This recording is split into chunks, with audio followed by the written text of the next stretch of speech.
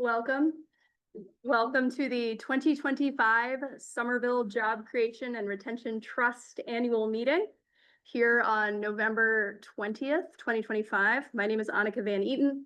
I am one of the co-managing trustees of the board, and I call this meeting to order at 6:33 p.m. Yes, we're official now, folks. It's on the record. Okay, so this meeting tonight is hybrid. So we have a lot of folks in person, which I'm really excited about. We also have some people on Zoom who we can't see right now, but they're there. And they can see us through the owl. So, you know, if anyone's speaking, the owl picks them up. So occasionally I will not be making eye contact with you all. I will be staring at the owl so the folks on Zoom can see me.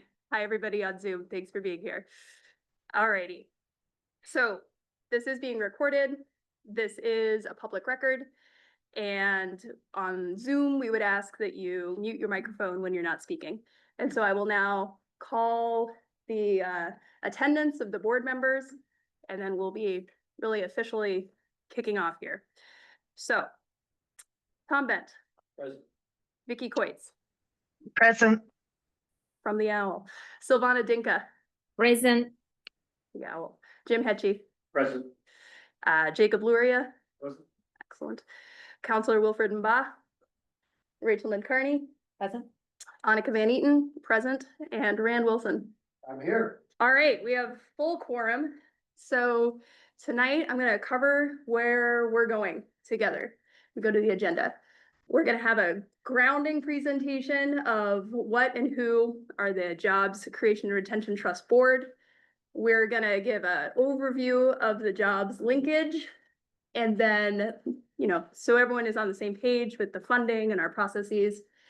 And then we're going to be talking about the investment priorities that we've been implementing to catch you all up to speed on what's been going on since our last annual meeting last year. And an overview of the past year's investments. And we've recently made a number of investments for future forward. So we're going to share those updates with you all. And then our current fiscal picture, how much money has come into the fund, what we have on hand, and what is projected. I'm going to have a space for some clarifying questions because that'll be a lot of information. And I want to make sure we're all on the same page before we get into what we're really excited about, which is public comment and discussion.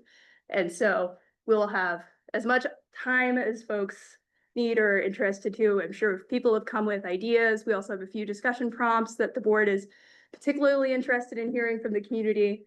And we just always really value folks coming and sharing your thoughts and your insights on how we can best support Somerville residents and Somerville workers.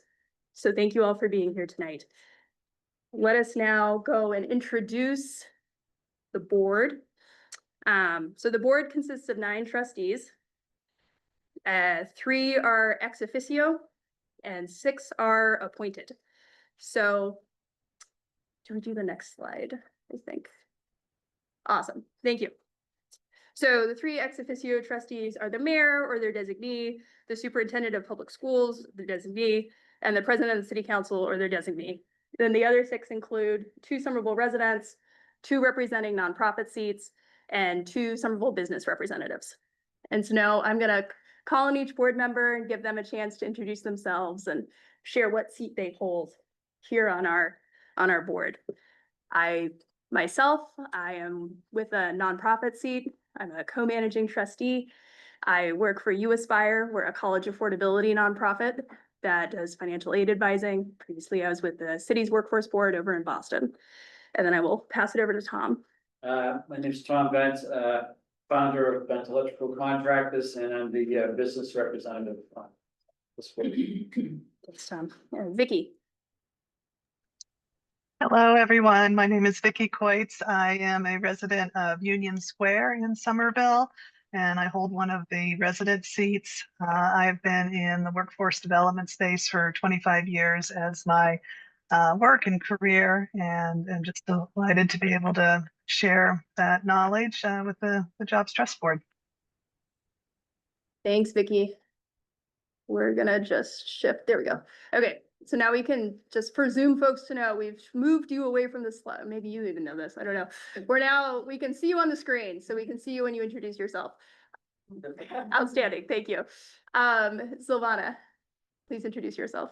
Hi, my name is Silvana Dinka. I'm a resident in Somerville from 2014. I live in Assembly Square and work as a teacher in Somerville Public Schools. Proudly, I can say that I am from the beginning of this board, which is a great one, and have achieved a lot and ready to help and support the other residents in Somerville. Thank you. Thanks, Silvana. Pass it over to Jim. Hi, I'm Jim Hashi. I'm the Director of Career Technical Education at the high school, and I am the Superintendent of Schools designee. Jacob. I'm Jacob Luria. I'm the second business representative with Tom. Lived in the Somerville area for about 12 years. And founder of a healthcare data science company called Anyone Health. Thanks. Counselor Mba.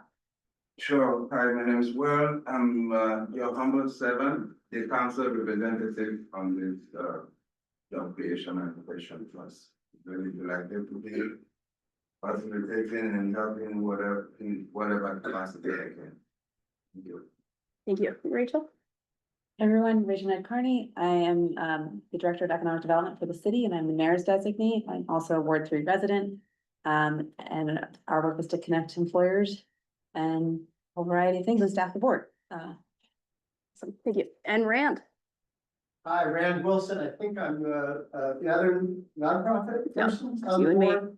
And I'm a resident of Ward 6. Lived in Somerville for decades. And I am a longtime union organizer, labor activist. I've been fighting for good jobs and better working conditions for Somerville residents for many years.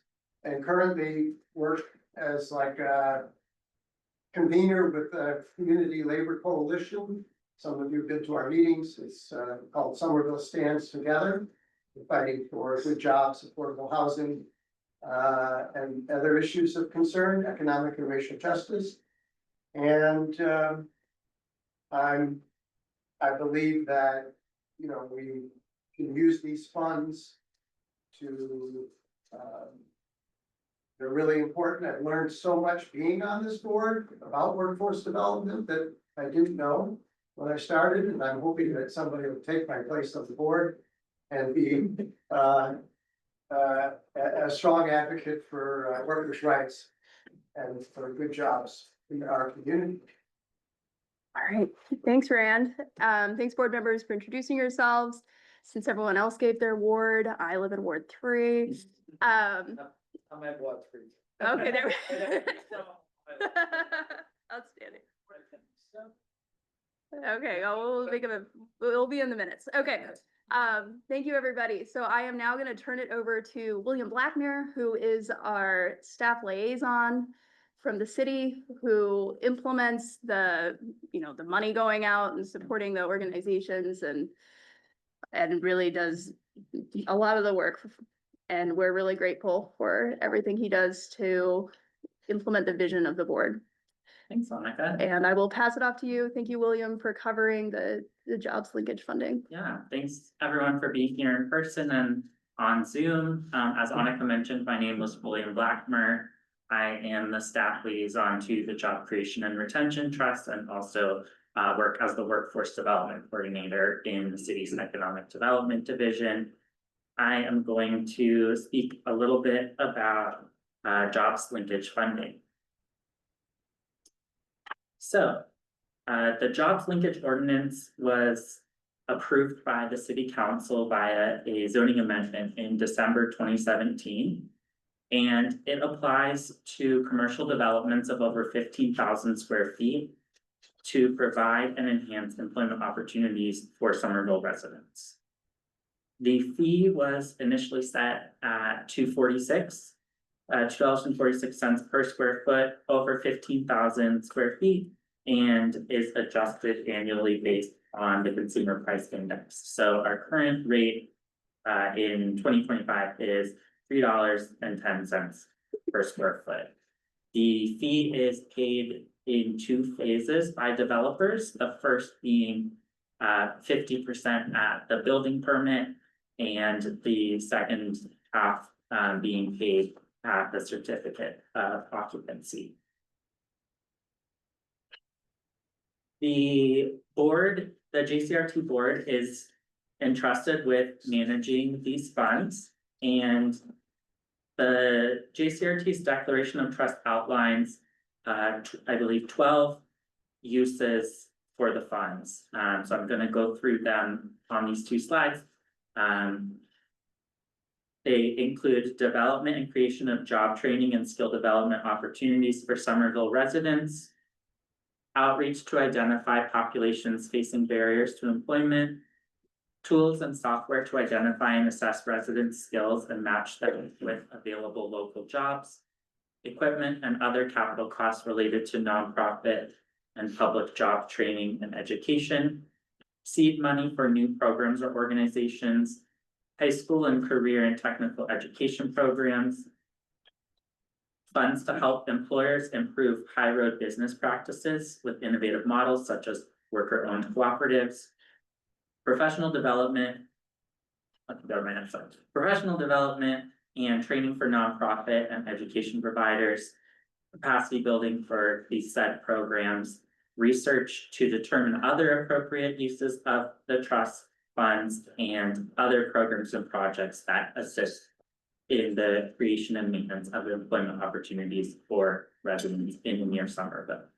So you'll hear a little bit later some examples of how this work has been done and is being done.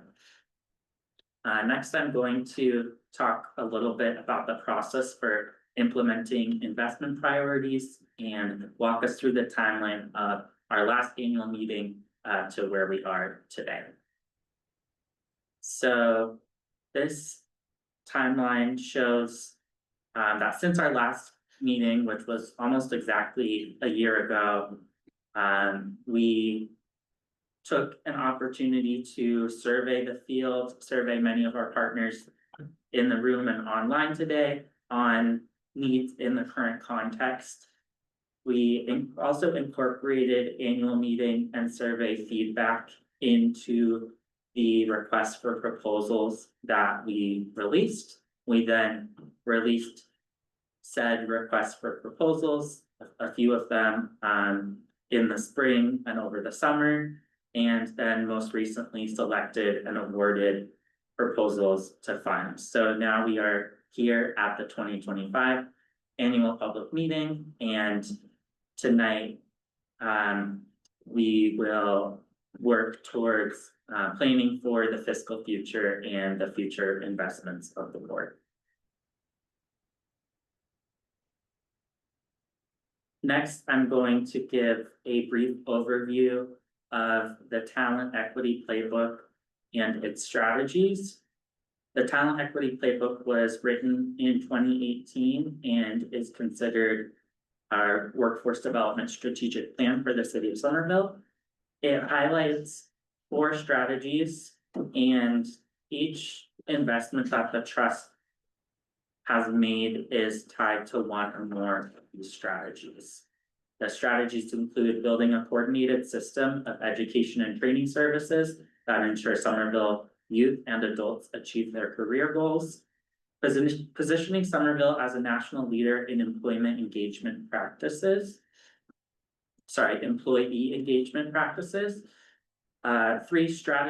Strategy 3 is building a full suite of experiential learning opportunities for Somerville youth and adults. And strategy 4 is developing resiliency responses to the future work. And with that, I am going to pass it over to one of our board members, Tom Beck, who is going to talk a bit about investments we've made in the past years. Thanks, William. I'm going to be going over the overview of the past year's investments. The summary of the job creation, retaining trust outcomes from 2020 to present. We've had over 790 in adult education plus 225 workers' rights training, these are students, that would, yeah, go through the system. Plus another 125, industry-specific job training, plus 22 social service providers, which comes to a total of, 1,190 individuals served to this to date. The next slide is the summary of the JCRT outcomes from 2020 to present. We put forward $100,000 in COVID emergency funds. At the time COVID hit, it was, we knew we needed to get some money out to assist with COVID and, the different things that needed to be done. So the board immediately voted to put out $100,000. Plus, we had 325,000 in student and stipend supports. We realized that, and especially for a lot of students that are coming at night or during the day to training and things like that, they really needed stipends to help support, whether it's daycare or whatever was needed. So the board felt that was very important to do. So that basically in support services distributed is over $425,000 to date. What has the JCRT funded?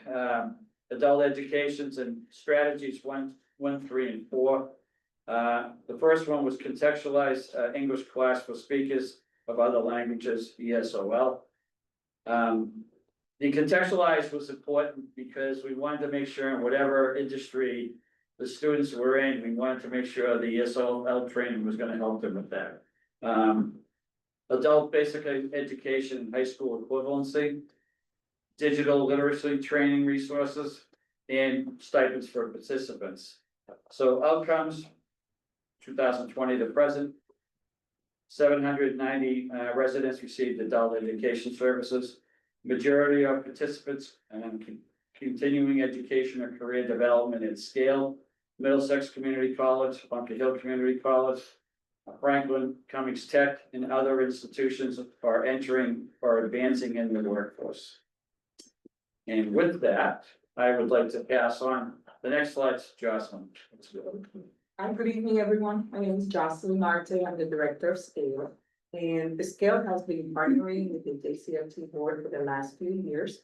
The last year, we were able to provide high school community classes and music classes. And then we added the paraeducator training program where we're training students to become paraeducators within the district. And we also added contextualized ESOL with early childhood education and contextualized ESOL with CNA training. And today I brought with me one of my graduates, Andrea, who's going to share a little bit about her journey at SCALE and now working for the Somerville School. Hello, my name is Andrea Cardoza. I graduated from the SCALE.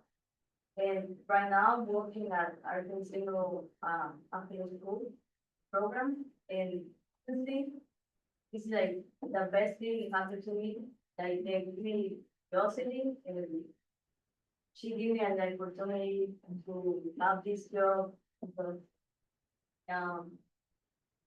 So, he even helped me with my English and everything that I need in my life. And right now I'm doing very good my job and I love it working with kids.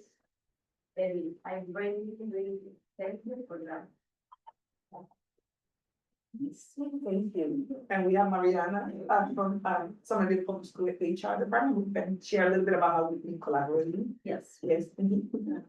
So we're very lucky that, Jocelyn joined us. I have to give a shout out to Jocelyn, who's our department has grown immensely since she took over. Also, Jim, I'll give you a shout out too. Yes. I'm also from Ward 3, by the way.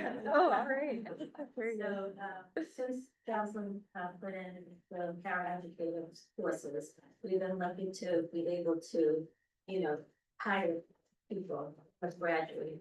I work closely with Jocelyn, I work closely with other hiring administrators.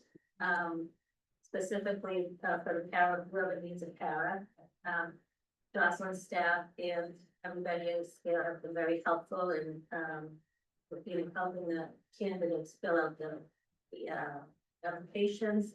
And I have to say that those candidates have been the greatest ones that come to our office. They come prepared, they have all their documents. It's awesome. And then we onboard them and, you know, they're doing great. You know, as paraprofessionals, we also hire them for the community schools. Some lunch program. And sometimes even like we hire like high school students for community schools. They start off as high school helpers. And a lot of them stay on and become part-time lead teachers to full-time lead teachers, site directors, so they grow in their positions. I'm very fortunate. Thank you. Thank you, Jocelyn, for sharing. Thank you, Mariana, for sharing. And thank you, Andrea, for sharing your experiences. Congratulations, and I'm glad to hear that you're doing something that you're really passionate about. I'm now going to turn it over to Jim, who's going to cover our next set of slides related to industry-specific job training programs. Thank you. I would be remiss if I did not follow that up, and I want to thank Jocelyn and her team for working so hard with the students in the programs. It's really what a difference it makes. You know, and I'm representing Dr. Carmona, who's behind me here, and you know, since I started over in Somerville and Jocelyn, the push was to make sure that we get night programs in the high school.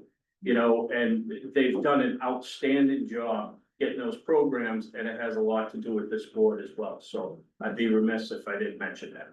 And I'll go back to this. The second major category of investments have been in the industry-specific job training programs. These investments support Somerville's strategies of providing a coordinated system of job training opportunities that incorporate hands-on practical application learning. These programs equip residents with the skills needed to succeed in high-demand occupations and industries in our area. So far, the trust has invested in training programs for residents in banking and finance, biotechnology, building maintenance, construction, clean energy, education, healthcare, careers in the cannabis industry, and information technology.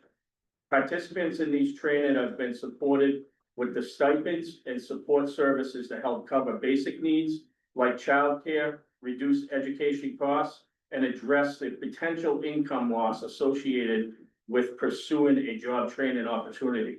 And if you see on the slide, it's an additional outcomes would be an additional $10 an hour. That's $20,000 a year. So that's pretty impressive on the average wage gain. Slide. All right. The third category is wage theft and workers' rights. This has helped participants understand their rights and protections as workers, combat wage theft, educate their peers on the topics, and receive support in navigating workplace issues. This program is support strategy 2 of the Talent Equity Playbook to position Somerville as a national leader in employee engagement practices. The next slide, additional past investments. In addition to the 3 major investment categories, the trust has also invested in trauma and resilient Somerville training for nonprofit professionals and in the post-secondary success program for recent Somerville high school graduates. The current investments include the continuation of several industry-specific job training programs, a fund to support the professional development of workforce development practitioners serving Somerville residents, the Child Care Career Advancement Initiative, a nearly $300,000 investment to support the prospective and incumbent child care and early childhood education workforce. The trust also continues to invest in a workforce development coordinator and data collection staff position to coordinate the work of the JCRT. We have currently committed funds to this position through FY 2028. Upcoming programs. The trust is also looking forward to launch of several upcoming programs. STEM internships for recent Somerville High graduates, facilities maintenance and office administration training programs, digital literacy and workforce readiness for Somerville Housing Authority residents, contextualized ESOL and certified nurse and assistant program, Dibble Culinary Entrepreneurship Program, CAAS Workforce Development and Program Launch, and industry-specific job training in IT, banking, and weatherization.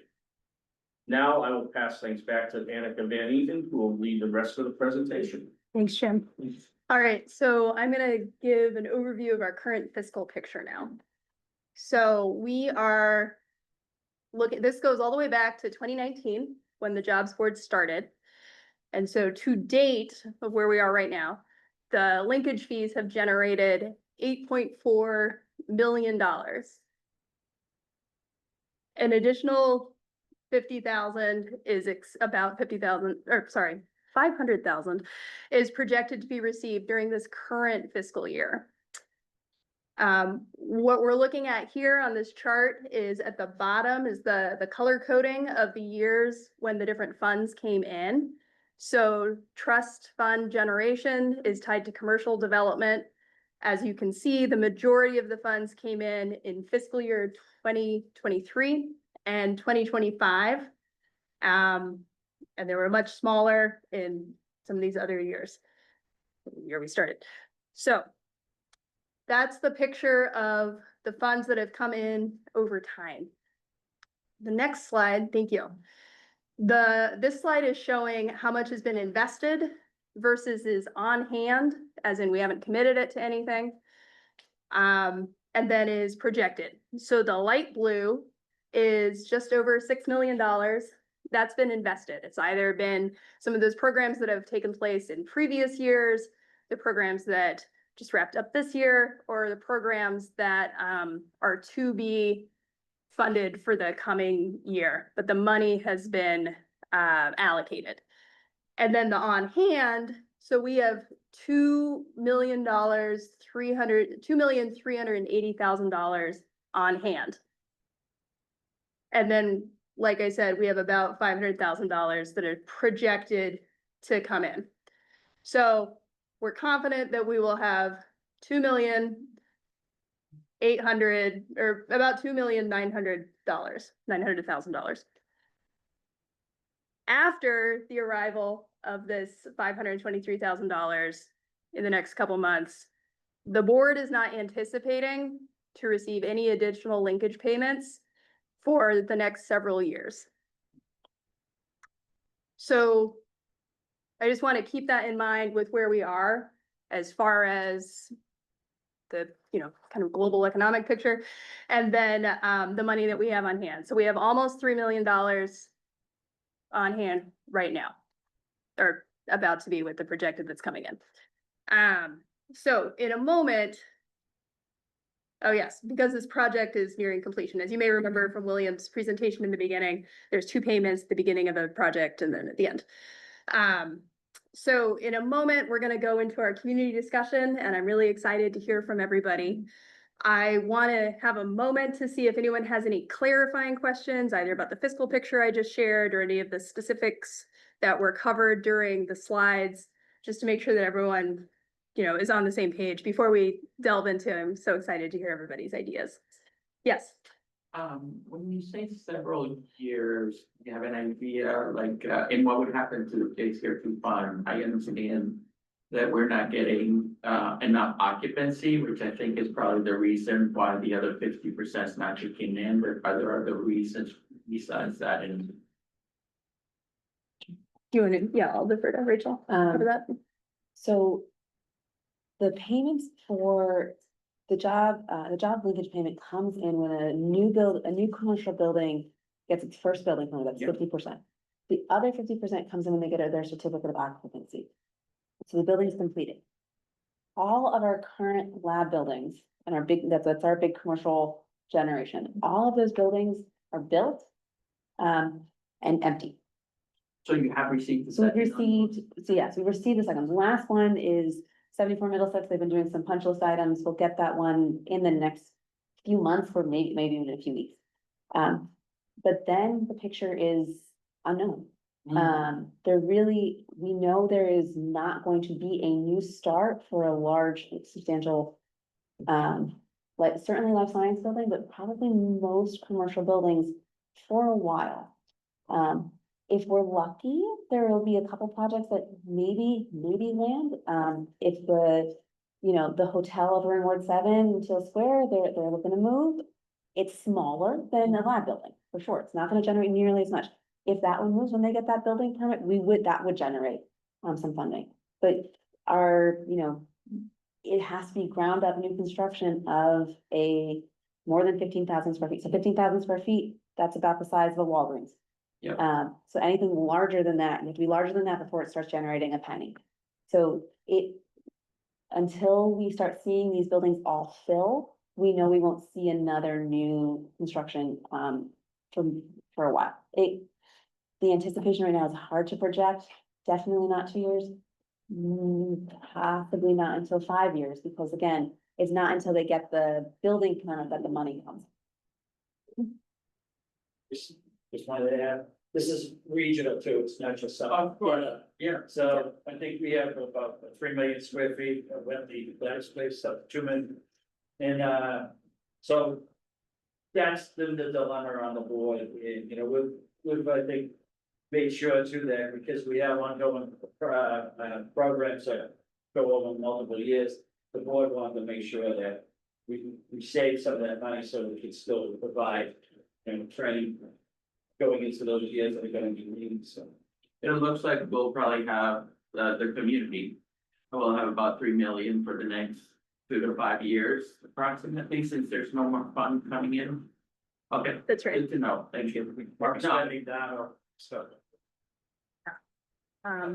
Okay, so I'm gonna open it up or shift to our discussion. So if anyone thinks of any other, clarifying questions, please don't be shy and share.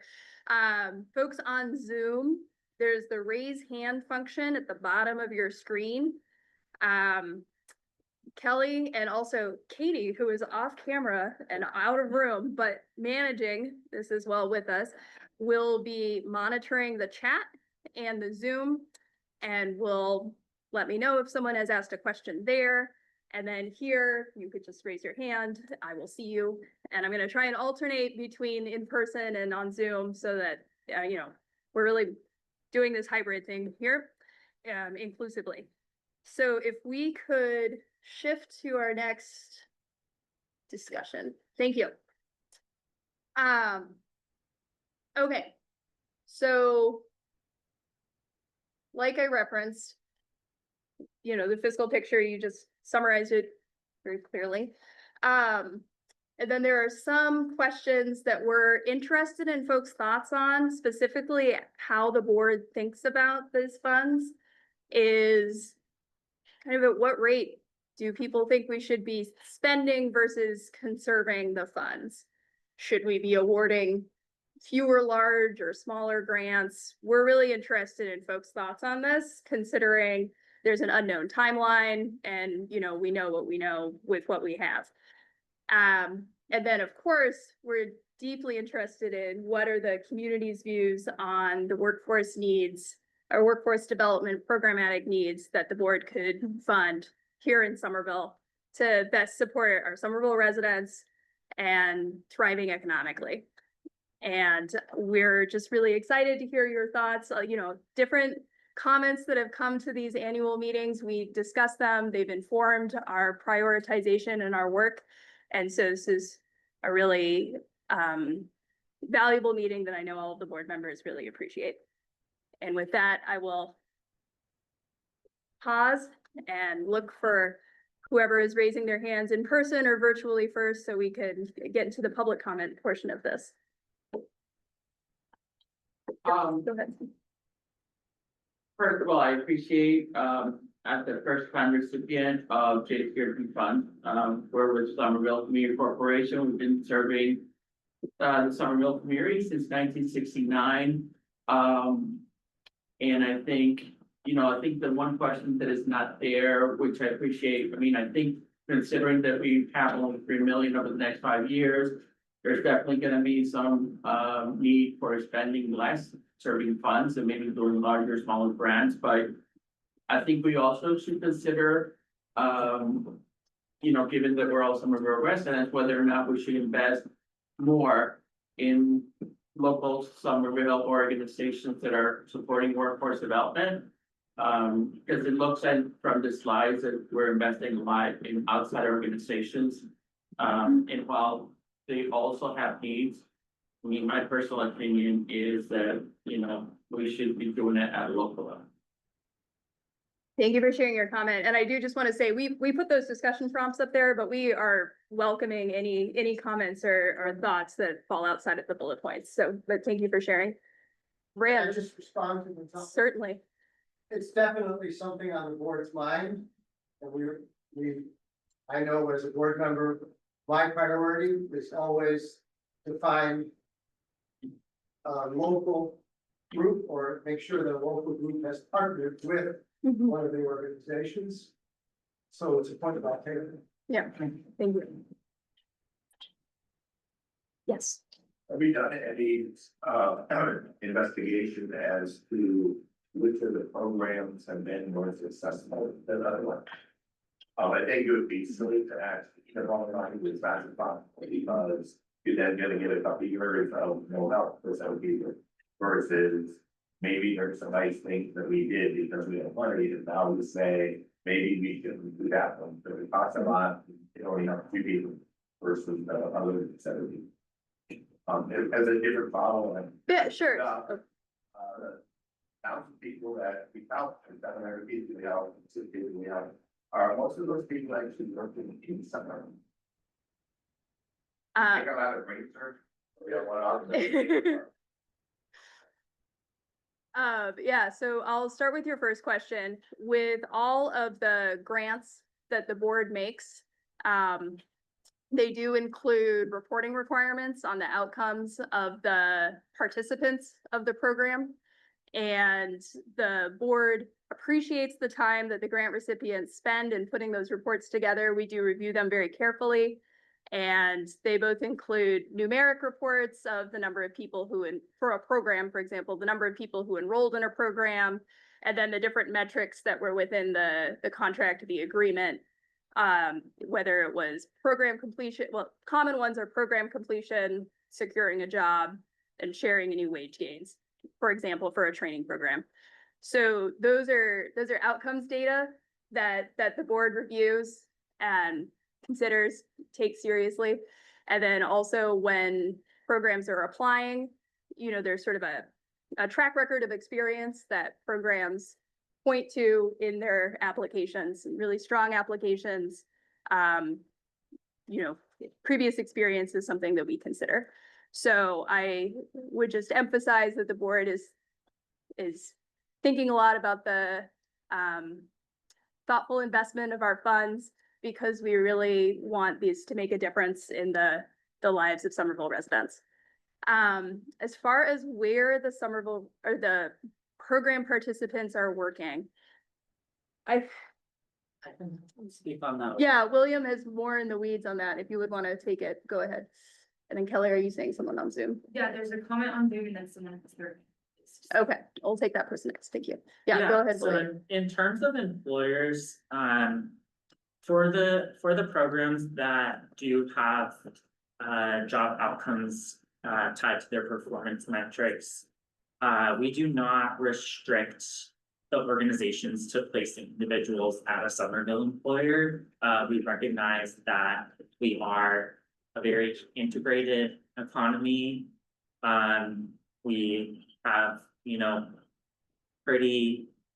it's a pretty urban area where it's pretty realistic for individuals living in Somerville to maybe work, find jobs in Cambridge or Boston or other neighboring communities. So we don't put that kind of restriction on the organizations that we're working with. However, it is something we really encourage, in addition to just generally tracking employers that individuals are placed at. We are trying to look at trends. We are trying to look at how many are getting placed at anchor employers in Somerville, but this is definitely an area where we can see improvement. I think it's kind of walking the line between maintaining that sense of autonomy for the job seekers while also making sure that we're having a local impact with the funds. Thanks, William. I will turn it to William on the Zoom, who has your hand raised. Move so we could see this person on camera. William, you should be able to come off mute and speak.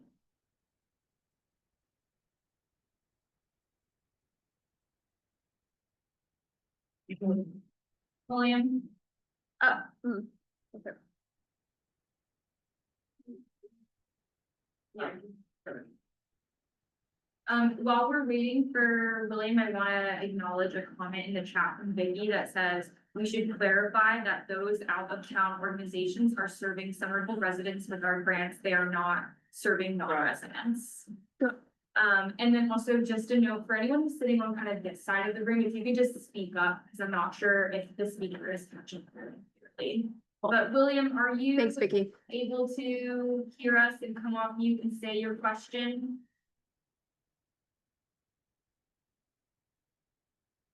Bill, can you hear us?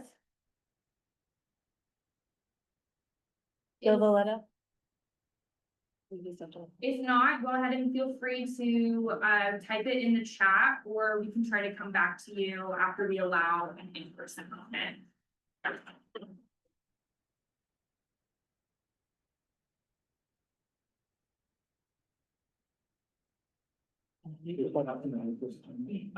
Okay, Bill, we'll circle back to you. Hopefully you'll work out the volume or be able to put a comment in the chat. And then I'll call on Penny in the meantime. Penny, thanks for joining us. Yeah, so I wanted to piggyback off what Gonzalez's comment was. So Mass Hire, we're a regional organization, so we have a regional perspective, and when we go for funding opportunities with that are focused on local communities, we do consider our role as the regional body and potentially going after funds that a local organization would get. So I think Gonzalez brings up a really good point. And maybe requirements can be that if it's not being awarded to a Somerville organization, that a Somerville organization needs to be included in the proposals. That could be a way of continuing to invest in Somerville organizations, but not restrict. Thanks, Penny, for your suggestion, and thanks to the Mass Hire for the work that you've given us over the years with your labor market data. It's been really helpful informing the board over these years. And we're excited about the program that you all are gonna do. But thank you for your suggestion. I'm just gonna go back to the Zoom. If Bill Valletta is re-available for a comment. Okay, I forgot, I need to look at the owl for this, okay. Yes. Yeah, I think building up, my name's Heidi Ziadbar from Perscalis, and I think building off of Penny's idea, I wonder about more collaboration among the nonprofits. So if they're coming jointly to do a proposal and or making sure that we are not serving the same individuals or families across an organization so that our dollars are reaching as many Somerville residents as possible. Thank you. Yeah, we have been excited about some of the grants that we've made recently under the Good Municipal Jobs RFP to see some really strong partnerships. And I would say we always encourage collaboration and partnership. If there's, ways that orgs can be working together to serve Somerville residents. Sure. It's one of the criteria that we have in the RFP that we award funds to, I think. For the Good Municipal Jobs one that recently went out, yeah. Yeah, maybe going forward, though, we could always award points in our board processing for that kind of collaboration. And Rachel? Yeah, I think one of the things we've also been contemplating for a long time, and I think this also goes back, sorry, I'm forgetting your name. Pat, it's like it's on the tip of my tongue. What Pat was saying too around the local employers is we've been trying to figure out ways to encourage the local employers to become part of the applicant pool in partnership. so that there is that more direct link. It's been tricky to figure out how to do that. Again, we also don't want to just subsidize their own internal trainings. That's been a debate we've been having. We want them to invest in their workforce, but of their own volition, but we also do want, again, it's that getting the foot in the door. And so the Good Municipal Jobs, as well as I think really the paraprofessionals program sort of embodies what we've been trying to accomplish, which is how do we get folks ready for that first job in the organization that they can then grow from at that point. And so that's been a layer that we've been trying to figure out especially as we talk to our larger employers, which we're hoping will have more capacity on the staff side coming up in the next year to start doing some of this more direct to large employer outreach to then be able to have that employer connection in a little bit more strongly. Tom, go ahead. It's just to kind of go back to your question and some of the earlier ones. What I've been glad to see, and most of our proposals do have partnerships. And a lot of them is with some of the organizations, but there are some outside organizations that are, especially in the industry specific training, that we haven't seen any proposals from somebody inside of Somerville. So we are relying on outside partners, but almost all of them are connected with, some of the nonprofits that are in Somerville. So I think that's the balance that we try to look at, and which is really important because we want to make sure. One of the trainings was, building automation systems, so nobody in Somerville does that. But it's a high salary, job, it's a job that somebody can actually live with. So I think those are very important. There's been other ones, through some of the other providers, but we do always look at, like everyone said, that we're looking at where those partnerships are. And then on the other piece of Rachel, trying to get employers to work with us.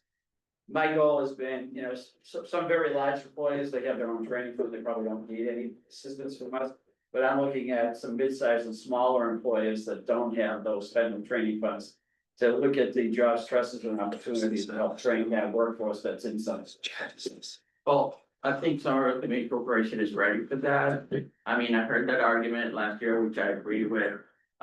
We don't have the technical capacity, to my opinion, provide intermediate level training around banking and finance, biotech, construction, education and healthcare, cannabis, IT and stipends. My point last year, and I would like it to include in the discussion prompt, is that what we do really well is core skill training, okay? And I think core skill training is not as valued, in my opinion, not just by this committee, but in general by the community at large. And we also have entry-level computer training. We started our digital equity training 2 years ago with no computers. We did receive ARPA funding, and now we're serving 300 clients per year. And we go through Microsoft Office, Canva, AI, cybersecurity, and we're also thinking about doing ASOL, because what we've learned from our partners, and I include MassHire as our partner, I include Perscholas as our partner, include Justice Start as a partner, Bunker Hill and Franklin Tech Institute. And what they all say is, what we really need is more people coming into our programs. But what they're lacking is computer training and ESOL at 10th grade level. And for 2 years, I've been saying, we have that at SEC here locally. I'd like to talk, if I may, on what we've done over the last 2 years. So this group, last year we served 531 clients. This year to date, 588, for a total of 1,119 clients. Of those clients, as Will said, some are from Somerville and some are not. But last year, 125 clients were served by organizations that are from Somerville, and 36 are jobs. Our average starting wage is $19.07, okay? Which is better than the $17.72 for the living wage in Somerville. Now, our clients so the majority are black and brown like me, would love a $10 raise. But the reason we can't get that $10 raise is because unfortunately, SEC does not have the capacity to train more people because we're not getting the funding. And we haven't gotten the funding for the last 5 years. We did get a funding this year for the first 5 years, but SEC started this program in 2017. We launched a workforce development program in 2017. And at that time, we were serving 70 clients a year. We're up to 588. Not only that, we've had 2 job fairs. The first job fair in the summer, we had 300 plus families come in and more than 30 employer partners. We had to move from the Armory to the Holiday Inn because we couldn't accommodate the amount of people that are coming into our program. Like this year in the Holiday Inn, we had 500 plus participants. 35 of those are employer partners. What we're trying to say is, please invest locally in Somerville. Please invest in SEC. We want to give more clients to Mass Hire, to Justice Start, to First Scholars, to Franklin State, and Bunker Hill. I saw the numbers last year. We invested $700,000, and those organizations are great, but what they don't have, and I don't disagree that they're serving Somerville residents, but what they don't have is the people doing the boots on the ground. I love working with Justice Start, love working with First College and Mass Hire and everything, but they're not doing the work here. They're receiving some of the clients, but we can push those clients over there. And that's all I'm trying to say. No worries. Good points. That's why I'm here. That's why. Appreciate it.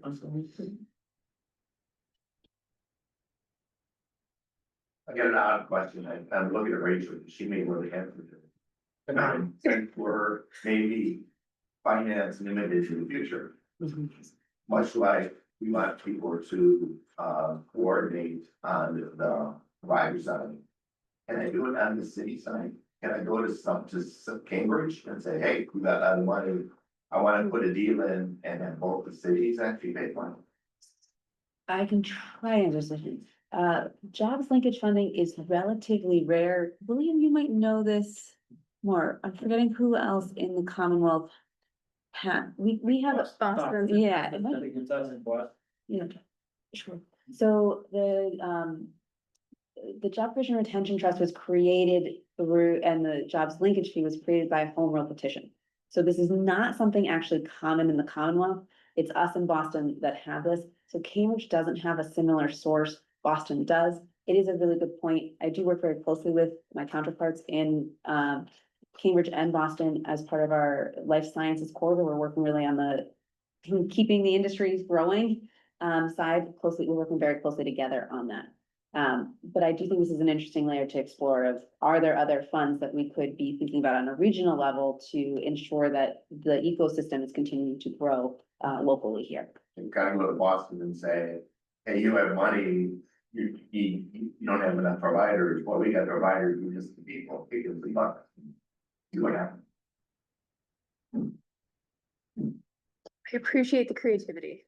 I'm just gonna pause real quick and see if there's anyone on Zoom who has a question or a comment.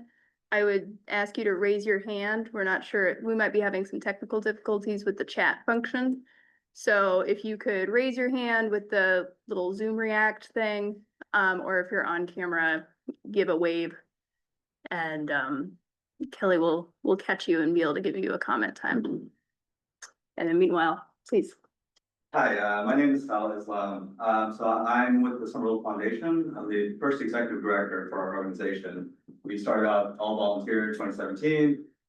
We changed our name formally from the Education Foundation to the Somerville Foundation. And one of our big wins was working with Scale on the WIOA grant, thanks to Mass Hire, and doing a lot of the boots on the ground player engagement. And in the spirit of throwing creativity and ideas in there, I think that strong employer partnerships, specifically employers who have spikes in seasons, right? In the winter, right? The retail, those places really, really have a high demand for employees. And it might be seasonal, but it's meaningful job experiences, right?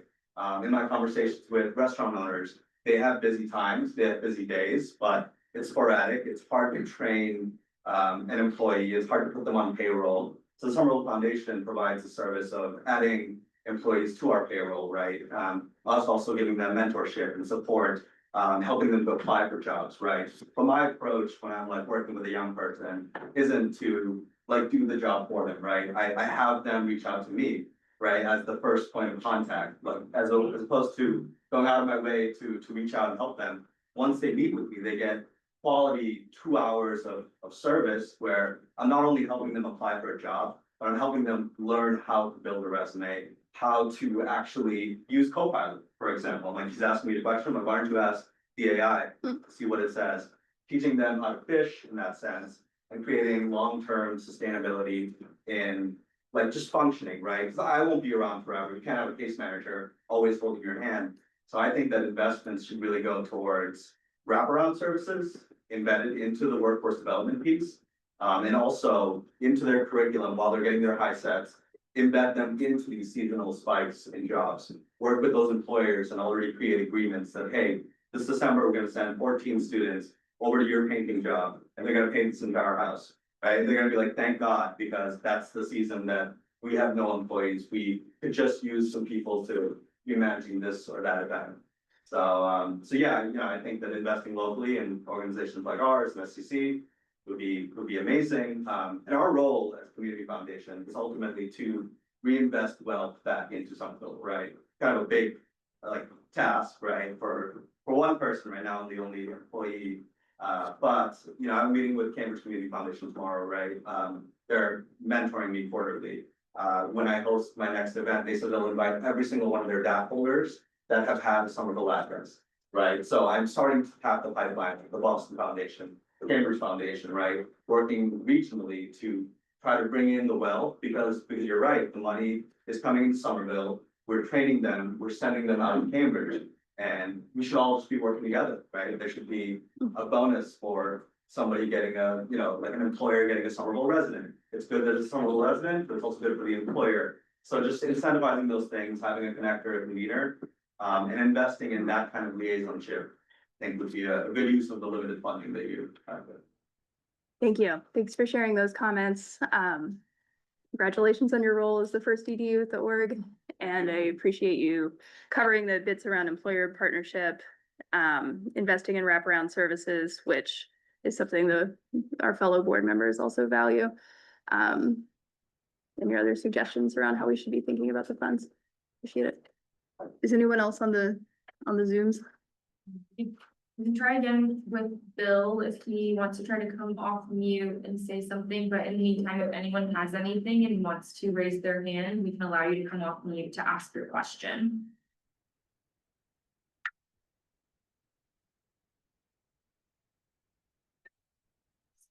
Okay, thanks for checking. Anyone else? Yes. Are there ways to associate the linkage fee with something else?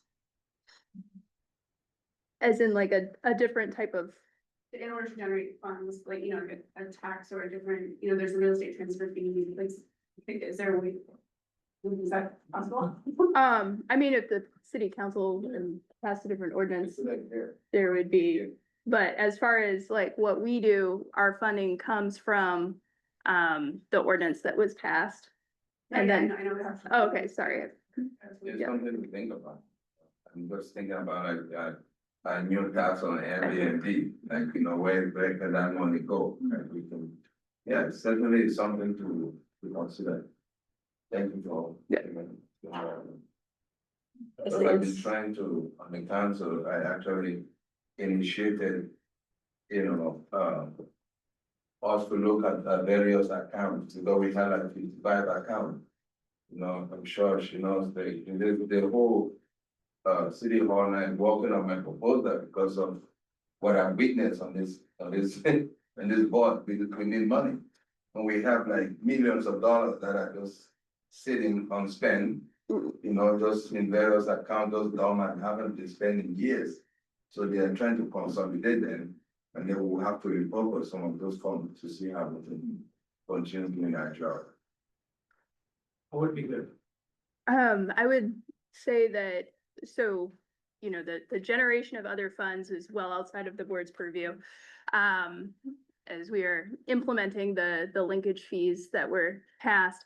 One thing that we are really interested in, if the community is aware of other funds that can be, you know, matched with board funds, if there's some sort of like state grant that you've heard of that can be woven in with a city-specific linkage fee, you know, we welcome thinking about that type of creative way of combining our funds with already, you know, existing other grant opportunities or other fund opportunities. And so,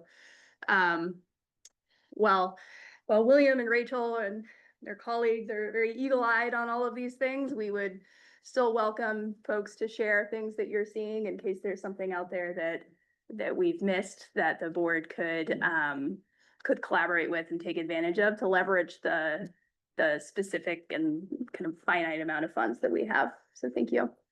Do we have a Zoom? Yeah. Alrighty. Yeah, we have, Kaisa has their hand raised. Okay, awesome. We can take you off mute and thank you for sharing with us.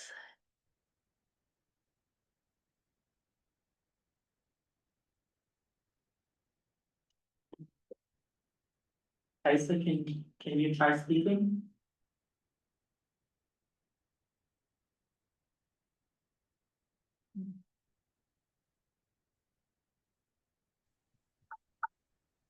Are these working? Yep, we can hear you. You can hear me? Okay, perfect. Hi, everyone. My name is Kaisa Ulhaj. I'm the Assistant Director of Admissions at Franklin Cummings Tech. Thank you so much for inviting us today. My question is, I just wanted to follow up on one of the speakers who was talking earlier about encouraging students to like placing them in jobs with Somerville institutions. I was just wondering whether you can share, I mean, it doesn't have to be just at the moment, but if you could share some of the employers that you are encouraging students to work with in Somerville. Because of our co-op, we're trying to place students with employers, and if these funds are coming from Somerville and wanted to be invested in employment in the Somerville city, what are the institutions that you'd recommend our students to actually connect with the co-op program, which allows students to study and work at the same time while in school? And that is also an opportunity for them to get paid up to $20 an hour. But not only that, thanks to the Somerville Earn and Learn scholarship, we are actually at 7 recipients from last year, and we're 2 recipients this year, and looking forward to receiving 3 more this spring. So I just wanted to know, how can we collaborate together? How can we work with some institutions where we can actually place those students in workforce with Somerville employers? Oh, thank you for your question.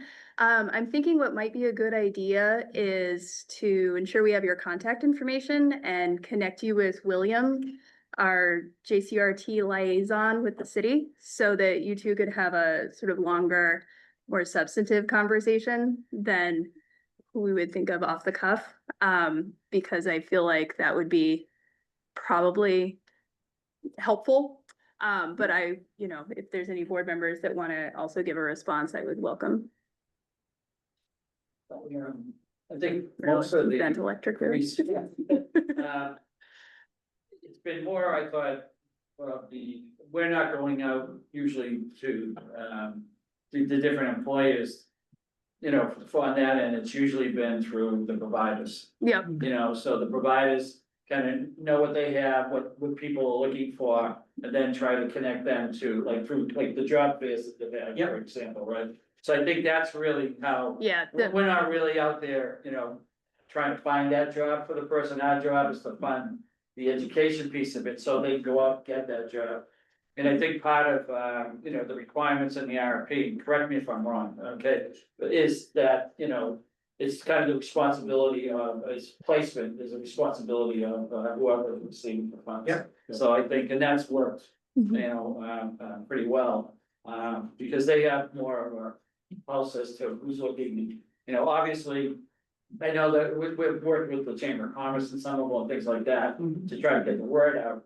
Yep. So that, they know what's going on, and then obviously the developers that are funding all this, and then the commercial, it's in their best interest to make sure their tenants know that Somerville, this should be a benefit, for the developers also that, Somerville is investing through their linkage running training programs for hopefully people that are, looking for jobs in Somerville. So I think that's been kind of how the circle's been. Yeah, thanks, Tom, for. I would say it is a challenge. It was a challenge for us at SCC. This is why we created the employer partner coordinator position, which we hired about a year ago. Because one of the things that our coaches, we have 3 workforce development coaches, and one employer partner is, we were helping people find, with their skills, we try to find a job, but we weren't connecting with the employers. And our employer partner coordinator, that's all she does. And that's why we've been able to build a really good relationship with a lot of local Somerville communities.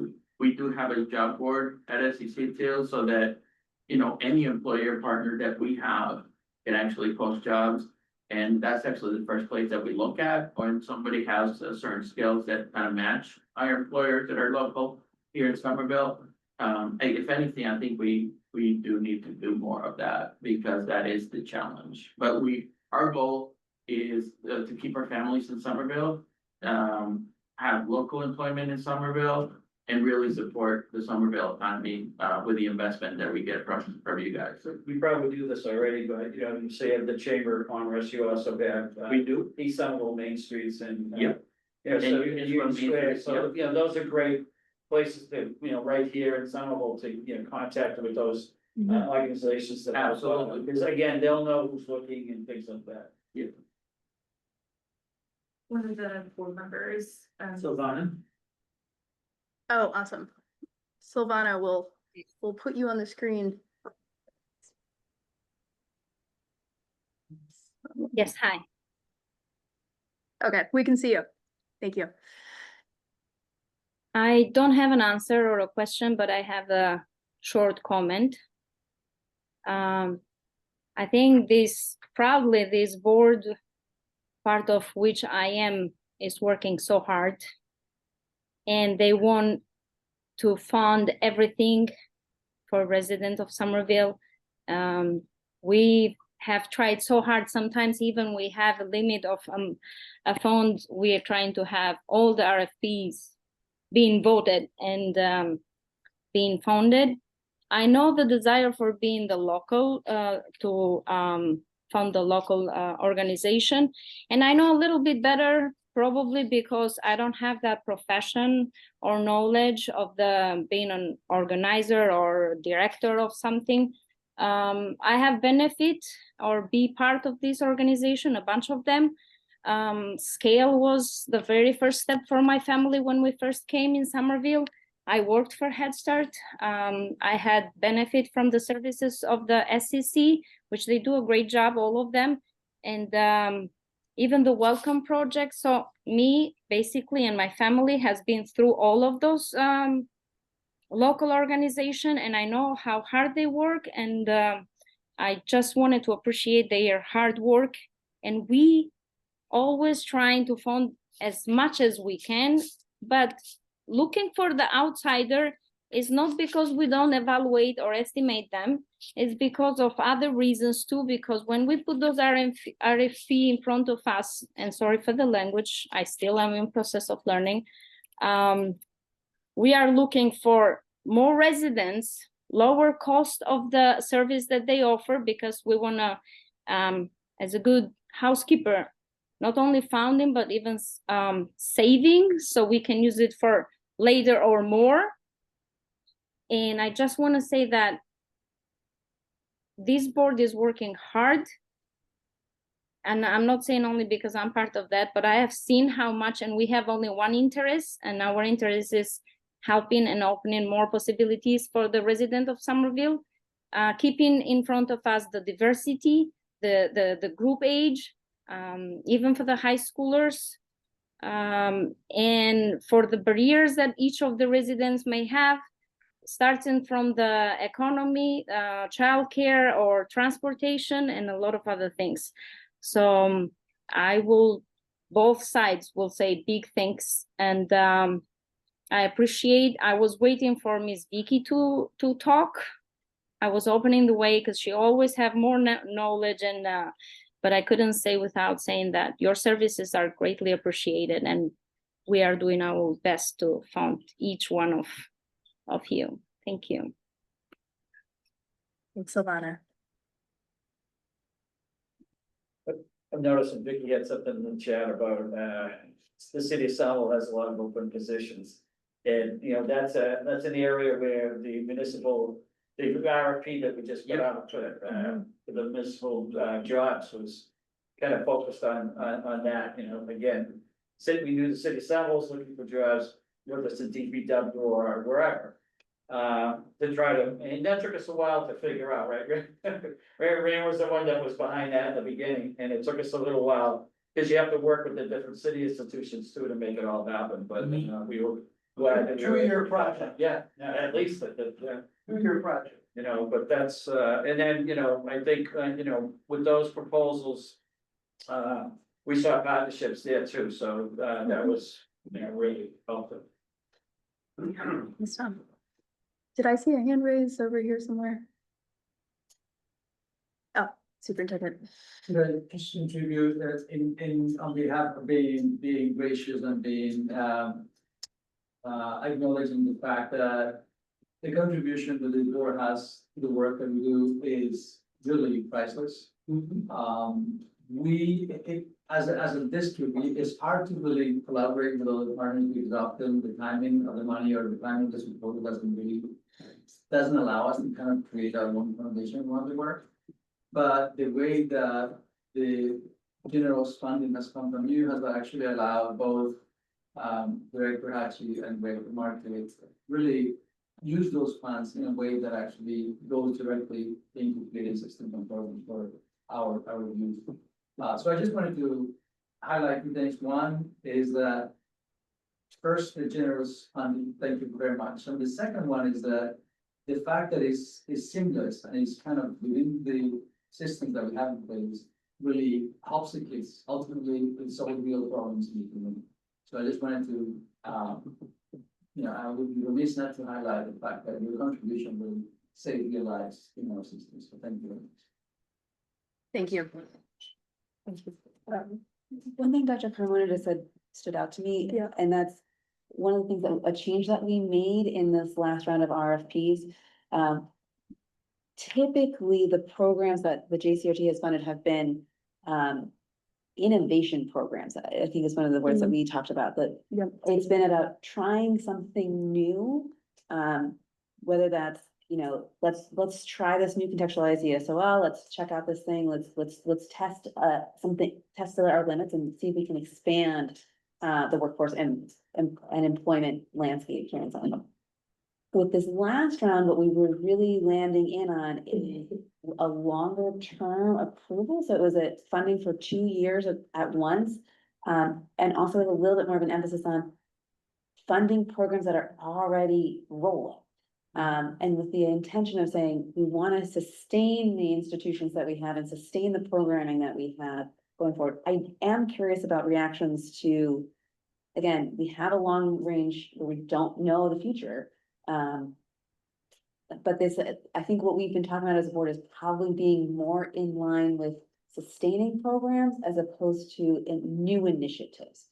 And curious if there were thoughts from providers, if that felt like a good alignment with where you all are, or if there's a need still in that desire for innovation funding to allow for that new thinking.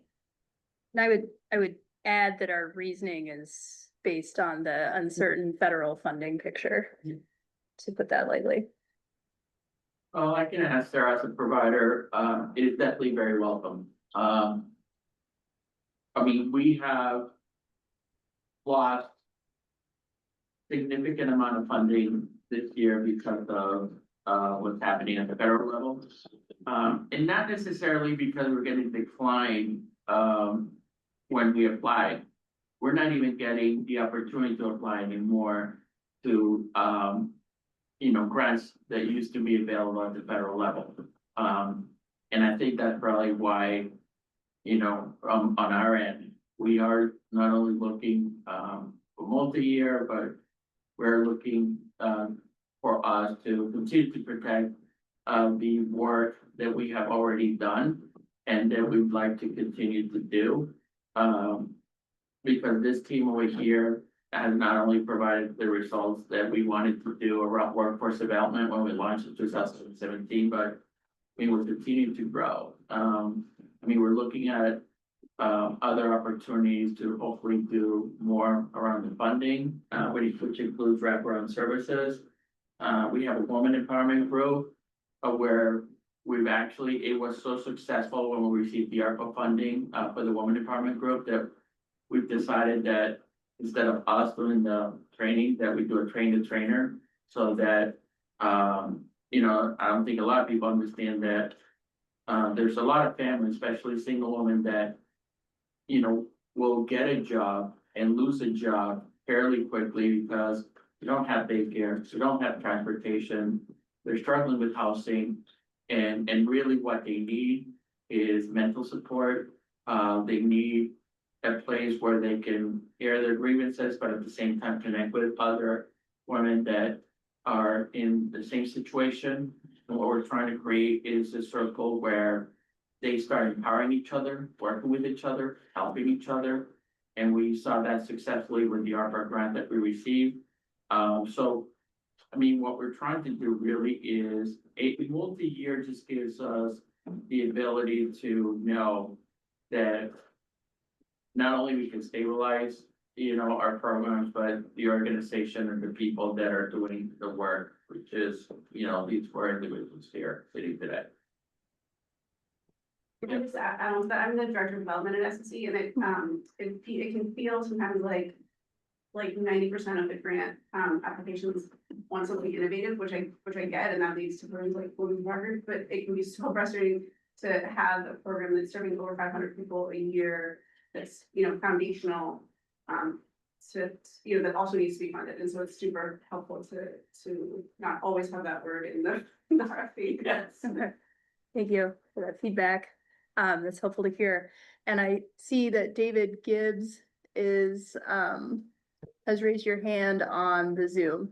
And then I also want to mention that I think Vicky is signing off and has shared that she appreciates hearing everybody's comments. Vicky, thank you. Have a good night. I'll turn it over to David Gibbs, and then I saw your hand in the corner, so I'll come back over.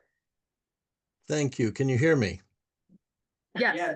Yep, we Oh, can. great. Okay.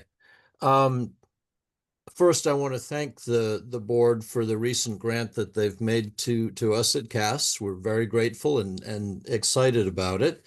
We're in the perhaps unique position of, being a well-established organization that's been serving Somerville for now 45 years, that's getting into workforce development as a new piece of our service picture. And so I just wanted to react really in the same way that Gonzalo did to the question of innovation versus sustainability.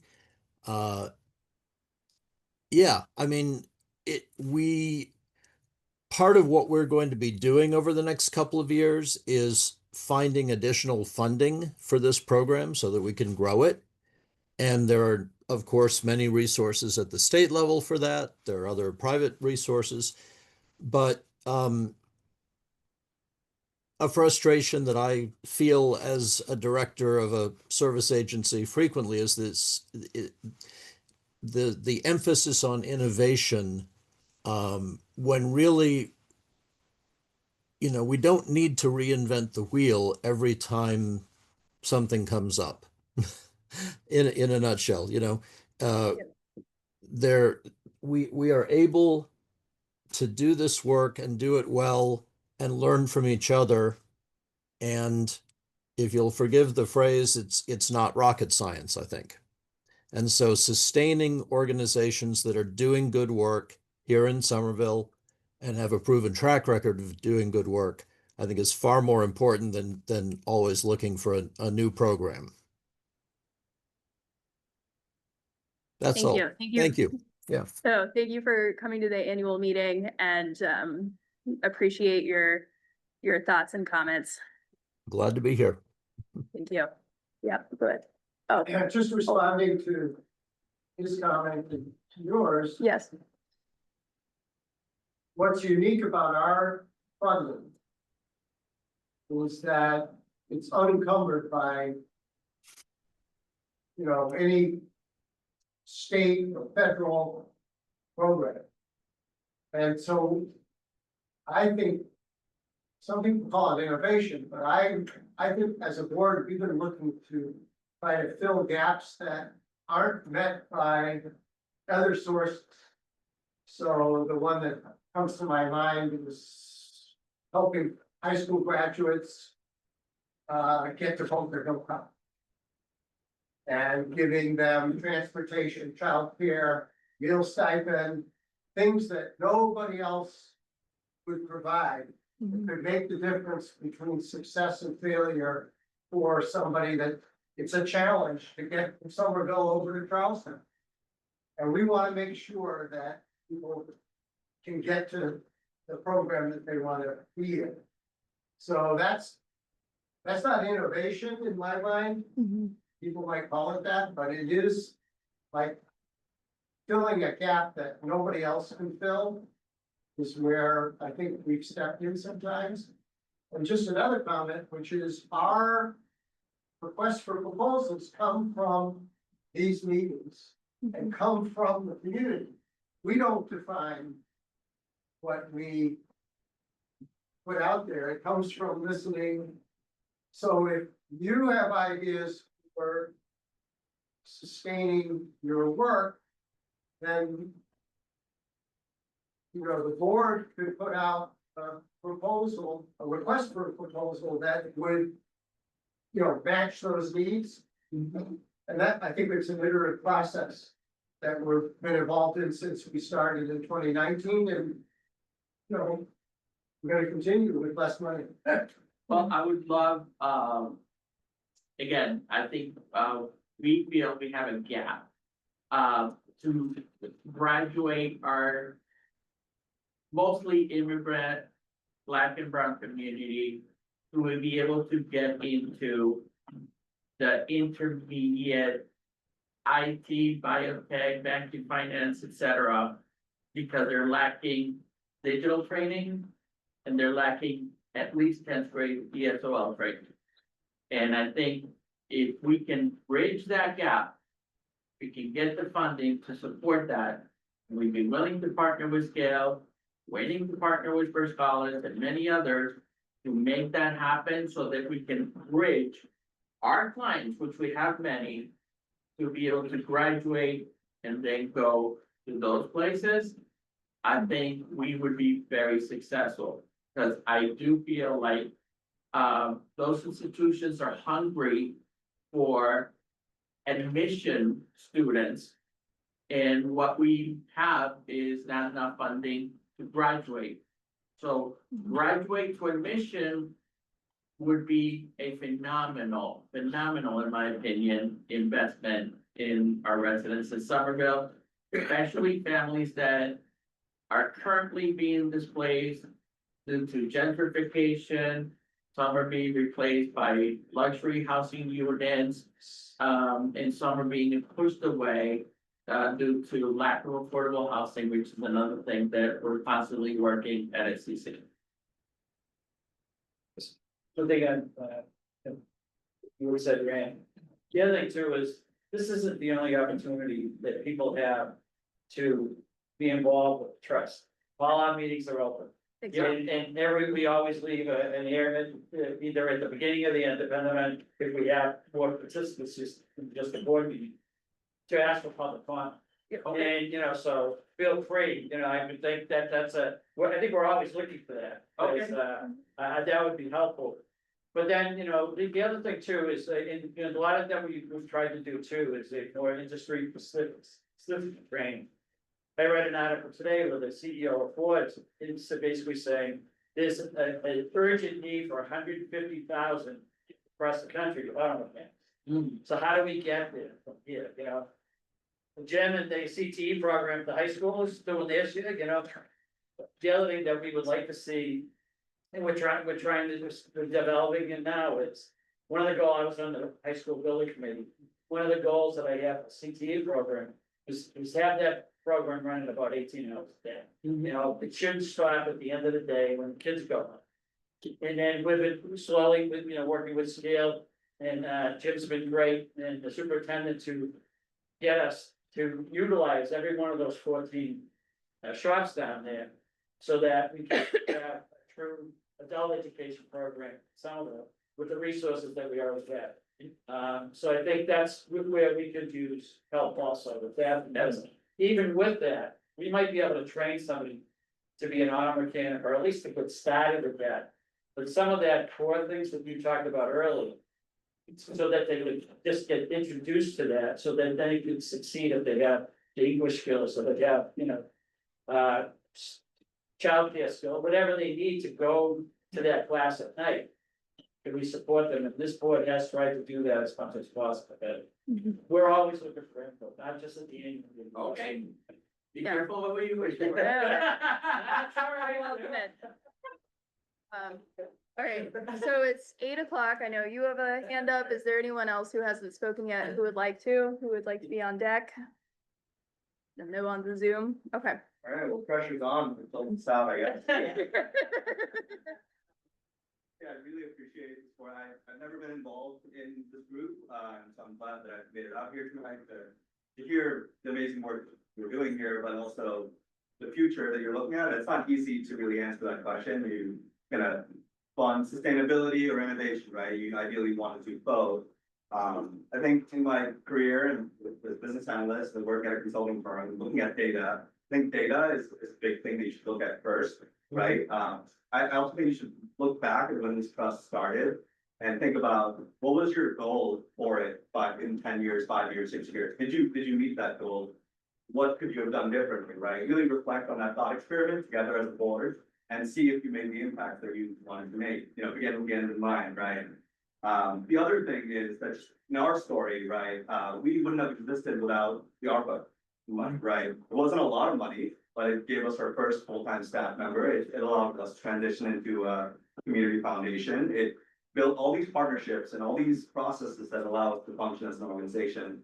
And we kind of met the goal of ARPA to actually build capacity as opposed to a Band-Aid to keep operations running, right? And so that shows that a small amount of money can actually make a large difference. And we remodeled that ARPA idea with our grassroots partners in our fiscal sponsorship program by giving mini grants, right? 5,000, 10,000 to several organizations in the spirit of collaborations, where Groundwork Somerville would work with Somerville Bike Kitchen, right? The bike connection is there.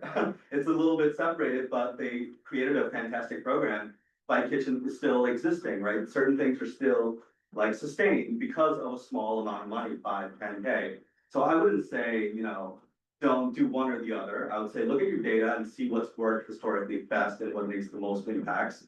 Fund those programs still, but then leave some money for some smaller mini grants that might fill some gaps, might actually promote collaboration between the different organizations that you're funding, right? Maybe one group is really good at teaching English, and one group is really good at connecting employer pipelines or things like that, right? Or find, some niche organization that can actually generate a permanent pathway for one major employer that you're looking for that is directly connected to the school. You graduate, you go to this job, right? So those kind of things could last 10, 15 years, and it could only cost maybe $10,000. So I would just say, don't forget the idea that small money could actually make big differences for smaller organizations. Thank you. Thanks for closing us out here. I want to thank everybody for your participation and for joining us today in our annual meeting. I and the other board members really appreciate your time, your work in our community, and your insights that you've shared. We do have an opportunity to share public comments via email. So WFD for Workforce Development at somervillema.gov will be accepting any public comments by 12:30 p.m. on Friday, December 5th. So especially if you have colleagues who weren't able to make it today or contacts in the community who weren't able to make it today but would be interested in sharing their views, we encourage anybody to send an email to that. And then when the board reflects on the comments that we heard in today's annual meeting, we'll also reflect on the written comments that we receive through the email. And we will also be having an annual report that, thank you, William, for all of your work on the annual report. That should be coming out by the beginning of next year. That gives a summary and a little more context to the investments that we covered tonight. And so do I have to officially vote? Do we vote to leave? I didn't. All right, well, Last year that we did. we'll just do it. Yes, I would welcome us with that. I would welcome, okay, we've got a motion, we've got to adjourn. All board members in favor. There we go. Okay, thank you, everybody. Yeah.